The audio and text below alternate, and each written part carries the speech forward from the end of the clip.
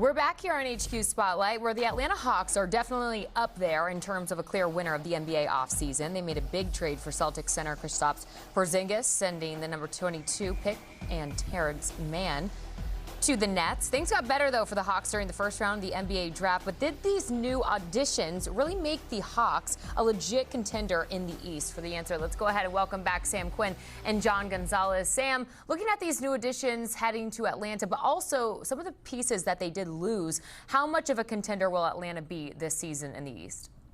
I'm going to call them an everything breaks right contender, right? You look at the team that made the Eastern Conference Finals in 2021. The Hawks were not the second best team in the East in 2021. What happened was the two best teams in the East were the Bucks and Nets, and they were on the same side of the bracket. And the third best team were the Sixers, who totally self-combusted in that series against Atlanta. I think it's similar to that, where they're not one of the two best teams in the East right now, but I think they're in that 4 or 5 range where if Porzingis stays healthy, if one of the teams they're playing against has an injury, if the bracket breaks right, now you're talking about a team that can actually make a little bit of a run. This roster is probably the best one Trae Young has ever had. It just makes perfect sense, right? They spent years accumulating all of these athletic defensive wings to put around Trae Young to cover for his defensive deficiencies. The problem they had last year was that those guys couldn't shoot. So what do? They go out and they get Kristaps Porzingis, one of the best shooting centers in the NBA. I think the fit is great. I think they did a great job with the bench. Nickeil Alexander-Walker, Luke Kennard, really good depth additions. They can both shoot as well. Alexander Walker, a really nice point of attack defender for that bench. I think the roster makes a lot of sense. They're not quite at that surefire contender level that the Knicks and the Cavs are, but I think they're just a tier below that.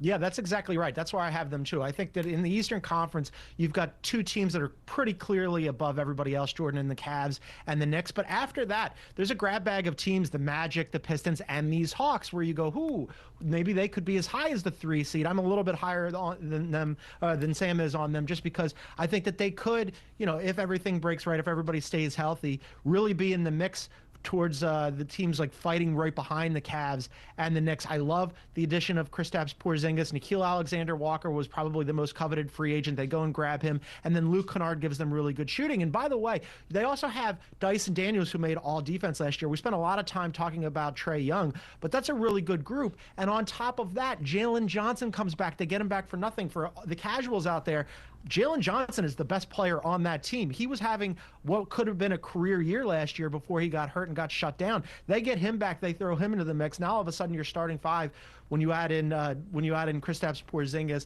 and then Onyeka Okongwu. That's a really formidable group. Quinn Snyder's got a lot to work with. I'm looking forward to this season. I think the Hawks are going to be really fun. In addition to some of those big trades that you guys detailed out, the Hawks made a big splash this recent NBA draft, I should say. Now that Summer League has concluded, how much did the stock of first-round draft pick Asa Newell really rise, Sam? The Hawks really love their bouncy athletic forwards.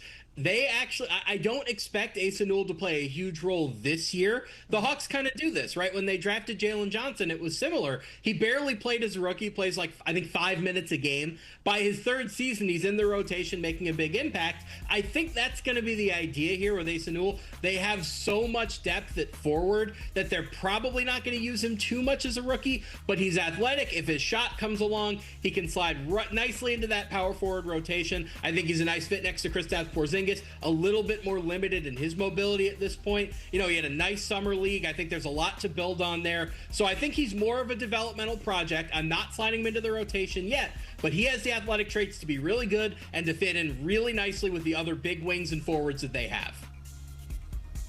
Yeah, and they don't need him to, right? I mean, they don't really need him to be in the rotation, and that's okay because they've got a really and this goes back to what they've done this offseason. They've built a really solid group that has designs on, being in that 3, 4, 5 mix in the Eastern Conference. So you don't have to bring Asa Newell along quickly. And also, this just, I think, speaks volumes to the offseason that this front office, this new revamped front office has had. With previously, the Hawks had been sort of a disaster in the front office and at the very least inconsistent. So they revamp it this offseason. They bring in Ansi Soleil to run the show. They bring in Bryson Graham from the Pelicans and then a guy named Peter Dinwiddie, who was Daryl Morey's like chief analytics numbers guy in Philadelphia, and just three really smart guys who decided, oh yeah, we can move back from 13 to 23 and take Asa, because for our troubles, the Pelicans, who Joe Dumars has been out of the game for a while, are going to fork over an unprotected first-round pick in 2026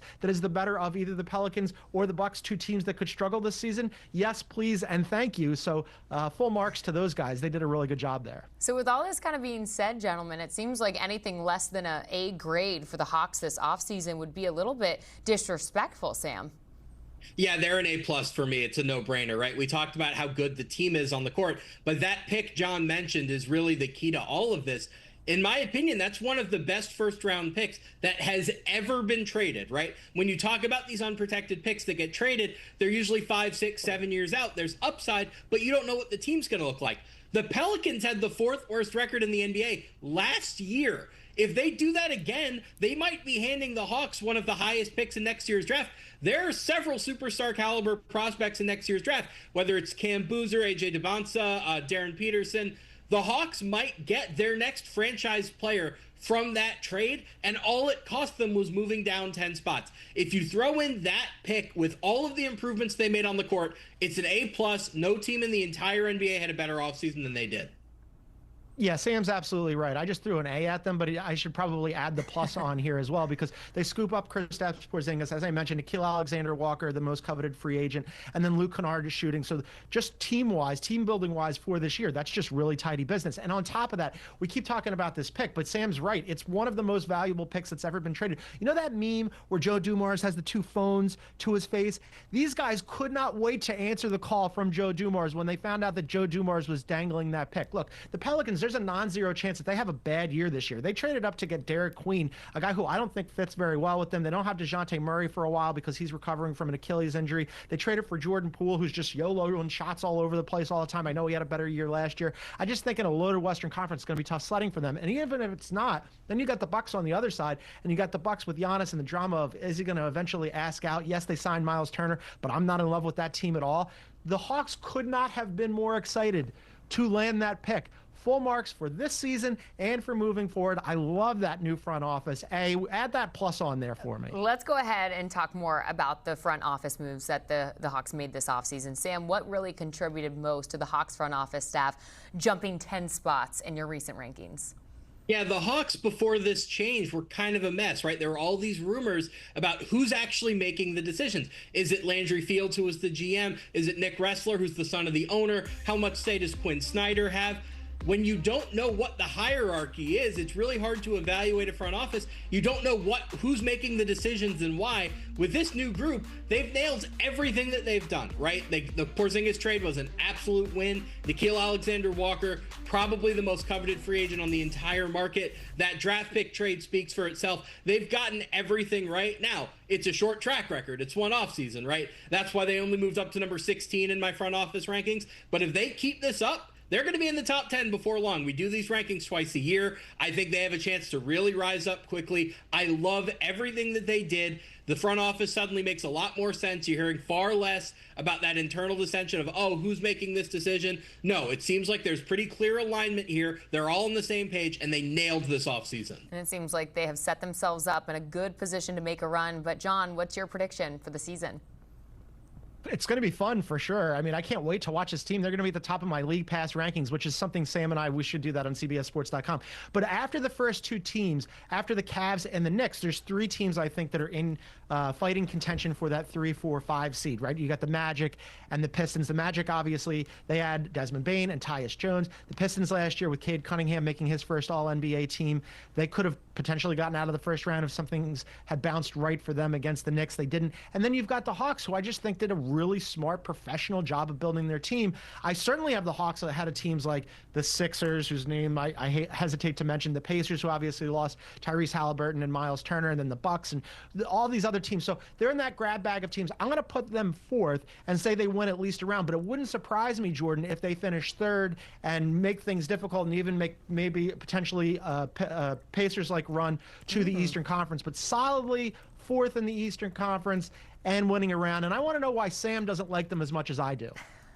John, I know they've sucked all of the joy out of your life, but the Philadelphia 76ers are very good. I have them as the number 4 seed in the East, and the Hawks at number 5, them facing off in the first round. And in the revenge series from 4 years ago, I have the 76ers beating the Hawks in the first round. But as we covered, the 76ers are kind of a risky bet, right? Their injury history is scary. If that is indeed the matchup, Atlanta could easily win it because Joel Embiid might not play the whole series. He might get hurt in the regular season. There are scenarios where Atlanta goes deep into the playoffs. But for now, on paper, I have Philly at number 4, Atlanta at number 5, and Philly winning that series. The disrespect is really real coming from you, Sam Quinn. You were doing so good there at the top of this segment, but we'll leave it there, gentlemen. Incredible insight as we look forward to seeing what the Atlanta Hawks can do this upcoming NBA season. As you take a look, according to odds makers with the best odds to win the Eastern Conference entering this upcoming season, the Cavaliers up there at the top with plus 250. Some players of the Knicks, of course, are there at plus 270, and at plus 950 is where you'll find the Atlanta Hawks.